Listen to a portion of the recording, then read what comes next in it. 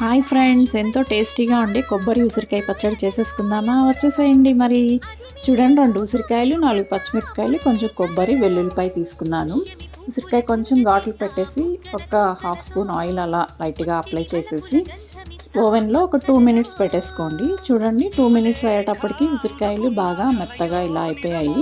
ఇలా మ్యాష్ చేసేసి లోపల ఉండే గింజలన్నీ కూడా తీసేసుకొని ఒకసారి రోట్లో కొంచెం పసుపు, ఉప్పు, జీలకర్ర వేసేసి కొంచెం కొత్తిమీర కూడా యాడ్ చేసేసి కొంచెం అలా మ్యాష్ చేయండి. కొంచెం మెదిగింది అనుకున్నప్పుడు కొబ్బరి ముక్కలు కూడా వేసేసి మీ బలమంతా బాగా ఉపయోగించేసి చట్నీని బాగా మెత్తగా దంచేసేయండి.